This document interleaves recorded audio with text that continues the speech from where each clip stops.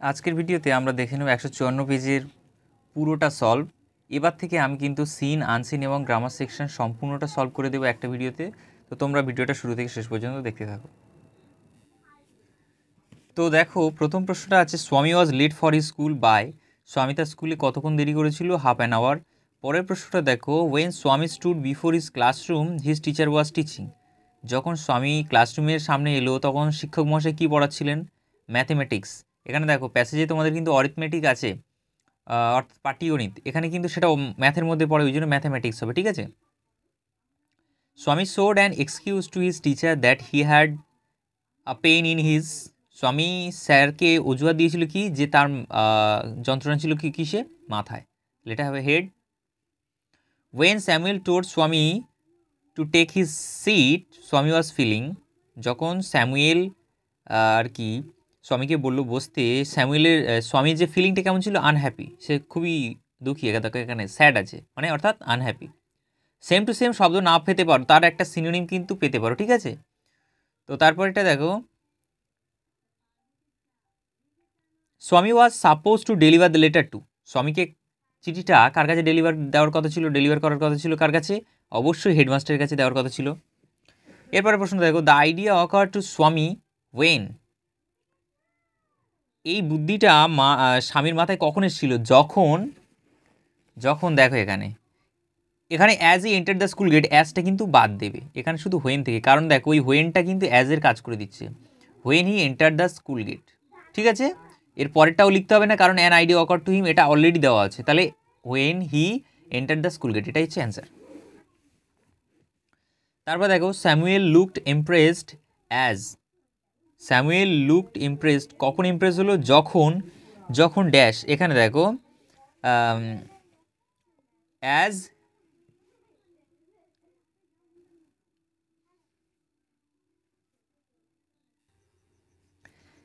দিয়ে তারপরে তোমরা এখান থেকে লিখবে, দেখো পুরোটা, স্বামী সেড, মাই ফাদার সেড, এটা পুরোটা। যদিও তোমরা ডাইরেক্ট স্পিচে লেখো তাহলে এখান থেকে পুরোটা লিখতে হবে, আর যদি ন্যারেশন চেঞ্জ করে ইনডাইরেক্ট লেখো তাহলে কিন্তু লিখতে হবে as his father said that he should not miss school. তো এভাবেও লিখতে পারো, ঠিক আছে। আর নইলে হুবহু পুরো এই পর্যন্ত ইনডাইরেক্ট স্পিচটা পুরোটা দিতে হবে। তো আমি বলবো তোমরা ন্যারেশন চেঞ্জ করেই দাও, সেটা হচ্ছে বেটার। এরপরে দেখো, the unexpected question from Samuel was. স্যামুয়েলের কাছে যে অপ্রত্যাশিত প্রশ্ন সেটা কি ছিল?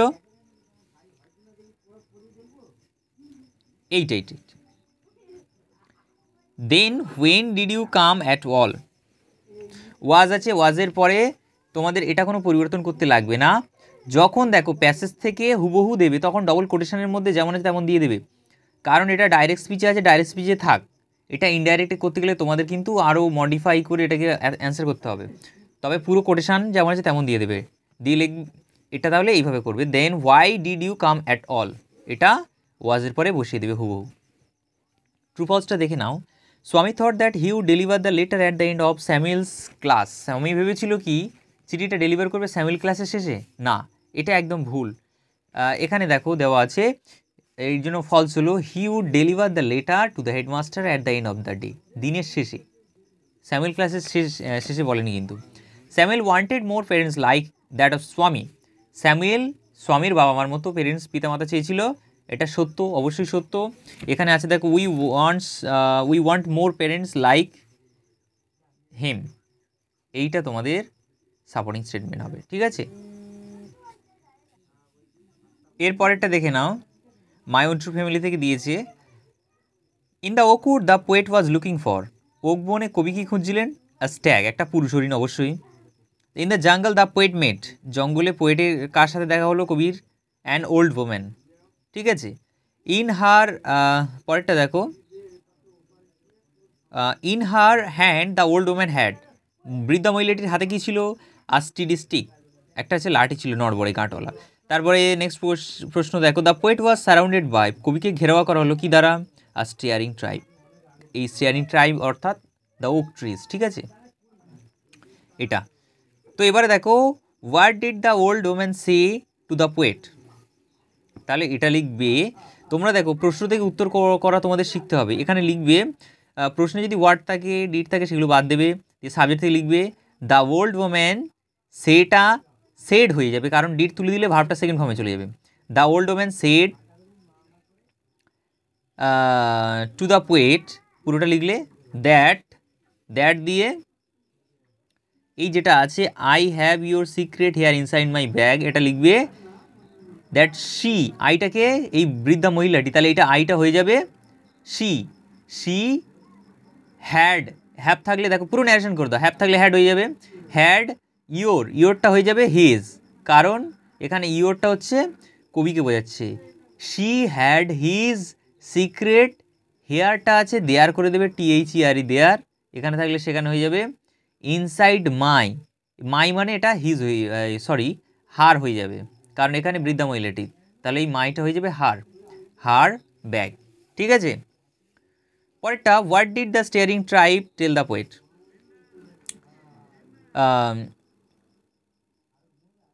এখানে দেখো হোয়াট ডিডটা বাদ দেবে, দিয়ে লিখবে দ্য স্টিয়ারিং ট্রাইব, টেল আছে টেলটা এই আবার ডিড তুলে দিলে সেকেন্ড ফর্ম হয়ে যাবে told, TOLD, told the poet. এখানে দেখো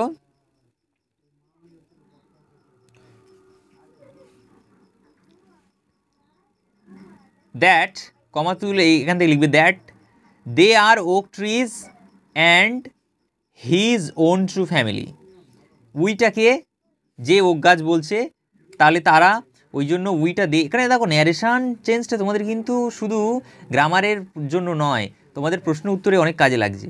তো they are the oak trees, আরটা ওয়্যার করতে পারো WERE, were the oak trees and his own true family, এটা লিখতে পারো। এবারে আনসিনটা দেখো, আনসিনে প্রথমে আছে the leopard was caught by, এখানে হবে দ্য ফরেস্টার্স, ফরেস্টারদের দ্বারা এখানে কট করা হয়েছিল, দেখো foresters finally manage to catch the leopard, catch করেছে অর্থাৎ খাঁচায় বন্দি করেছে, তাহলে ক্যাচ করেছে এরাই, তাহলে ফরেস্টার্স হয়ে যাবে সঠিক উত্তর। পরেরটা দেখো the member of the squad took shelter to save themselves, এখানে দেখো এখানে হবে ইন দ্য কেজেস, এই যে member of the squad took shelter নিজেদেরকে বাঁচানোর জন্য কোথায় আশ্রয় নিয়েছিল, ইন দ্য কেজেস খাঁচায়, এখানে দেখো এই সেন্টেন্সটা পড়ে, but the big cat chase them following which they took shelter inside the two, এই টু মিনস এখানে এই টু যে কেজেস, এখানে দেখো 2 কেজেস আছে, সরি তোমরা দেখতে পেলে না এতক্ষণ। তো এখানে দেখো টেক শেল্টার, এই বাক্যের প্রথমে আছে দেখো দ্য 2 কেজেস, দুটো cages, following which they had to take shelter inside the 2, এই দুটো খাঁচার মধ্যে তাদেরকে লুকাতে হয়েছিল। ঠিক আছে, তাহলে এটা হয়ে যাবে in the কেজেস।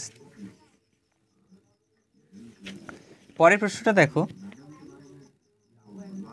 After the leopard was caged on, এই যে চিতাবাঘটা এটাকে কেজড করা হয়েছিল কবে, এটা মনডে, টুয়েসডে, ওয়েন্সডে, তা থার্সডে, এটা সঠিক উত্তর হয়ে যাবে থার্সডে। তোমরা প্যাসেজটা ভালো করে দেখো, দেখলে বুঝতে পারবে। After caging the leopard was sent to, এই খাঁচায় বন্দি করার পরে লেপার্ডগুলোকে, চিতাবাঘগুলোকে কোথায় দেওয়া হলো, গরুমারা ন্যাশনাল পার্কে দেওয়া হলো, এটা এটা তোমরা প্যাসেজে এখানে দেখতে পাবে।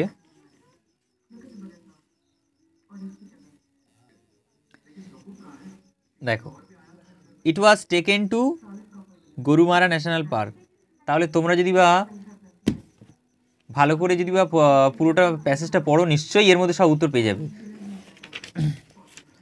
পরের প্রশ্নটা দেখো near about 100 leopards have been rescued from North Bengal, এটা বিদ্যাগের নর্থ বেঙ্গল হবে।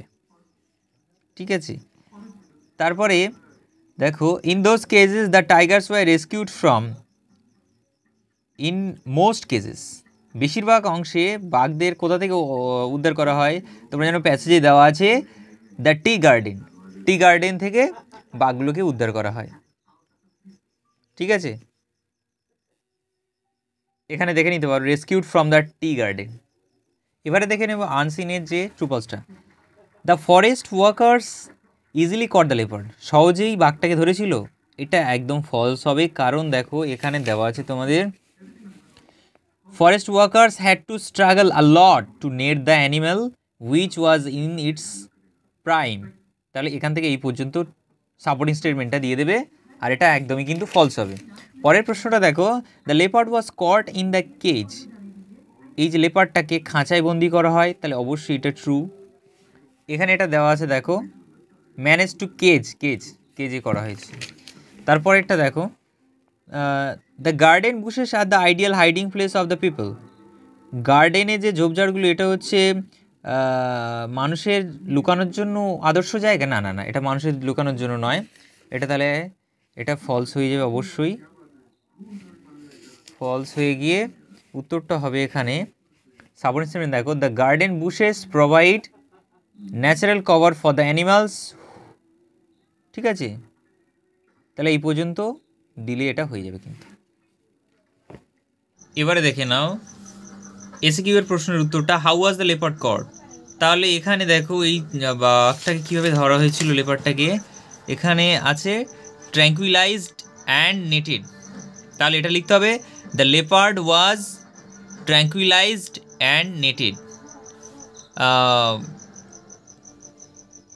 নেটেড না লিখে তোমরা কট লিখবে, কারণ ওখানে ভার্বে কট আছে। ঠিক আছে, the leopard was tranquillised and caught. How did the members of the squad saves themself from the leopard. লেপার্ডের থেকে এই যে সদস্যরা কীভাবে নিজেদের প্রাণ বাঁচিয়েছিল, এটা এখানে আছে দেখো, এটা পুরো লিখে দাও। The members had to take shelter inside the two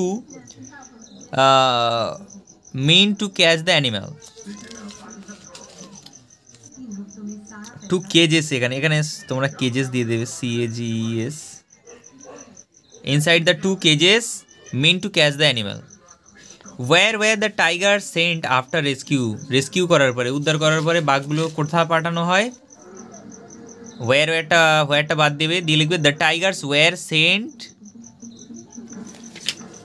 two Gorumara national park, তারপরে লিখবে আফটার রেস্কিউ।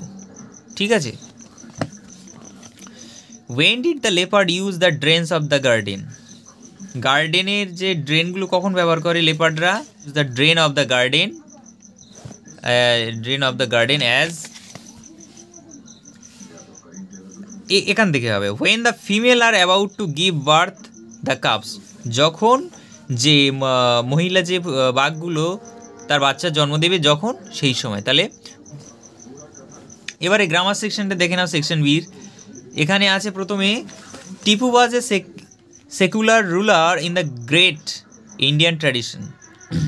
টিপু সুলতানের কথা বলা হচ্ছে ভারতীয় সংস্কৃতিতে। অ্যান্ড কি আছে, হ্যাড রেসপেক্টেড না ওয়াজ রেসপেক্টেড, তাকে সম্মানিত করা হতো বাই অল রিলিজিয়ান্স। এখানে দেখো প্যাসিভ ভয়েসে আছে, সুতরাং এটা কিন্তু ওয়াজ হবে রেসপেক্টেড, ওয়াজ রেসপেক্টেড। কারণ তোমরা জানো প্যাসিভ ভয়েসের নিয়ম, অক্সিলারি ভার্ব একটা থাকে আর ভার্বের থার্ড ফর্ম থাকে। এখানে এটাও অক্সিলারি আছে, ভার্বের থার্ড ফর্ম আছে, কিন্তু প্যাসিভ ভয়েসে দেখো এইটাই একমাত্র passive voice. This warrior king dash aware of the need of the environment. তাহলে অতীতের কথা বলা হচ্ছে, সচেতন ছিলেন, তাহলে এখানে হবে was, the king was aware of the need of the environment to be sustainable. দেখো বির পরে সাধারণত টু বি যখন থাকবে, টু বির পরে ভার্বের থার্ড ফর্ম একটা বসতে পারে আর একটা অ্যাডজেক্টিভ বসতে পারে। অ্যাডজেক্টিভের পরে বি ভার্ব থাকে আগে, আর প্যাসিভ ভয়েসে ভার্বের আগে আর কি বি ভার্ব থাকে। তো এখানে দেখো এনভায়রনমেন্টটা গ্রহণযোগ্য বা বাসযোগ্য করার জন্য, তাহলে বাসযোগ্য এটা অ্যাডজেক্টিভই আছে। ঠিক আছে, to sustainable, to be sustainable, তাহলে এটা সাস্টেনেবল হবে। দেখো এখানে কিন্তু স্টুডেন্টরা প্রচুর পরিমাণে তোমরা ভুল করে থাকো, এটা তোমাদের বুঝে করতে হবে। জাস্ট অ্যান্সারটা করা তোমাদের কাছে কোনো ব্যাপার না, ইউটিউবে প্রচুর ভিডিও পেয়ে যাবে বা এখানে অ্যান্সার পেয়ে যাচ্ছ, কিন্তু তোমরা যদি যতক্ষণ না বুঝবে তোমরা কিন্তু পরীক্ষায় ভুল করে আসবে। এখানে দেখো অ্যামাজন রেন ফরেস্ট, তাহলে এখানে অবশ্যই দা হবে, the Amazon rain forest is located South America, তাহলে ইন হবে, এটা বড় স্থানের পূর্বে, in South America, and covers area, এটা অ্যান হবে কারণ এখানে দেখো ভাওয়েল আছে, তার পূর্বে অ্যান বসবে, তাহলে এটা হবে an an area of approximately. তো এবার দেখো father snatch the letter away from স্বামী,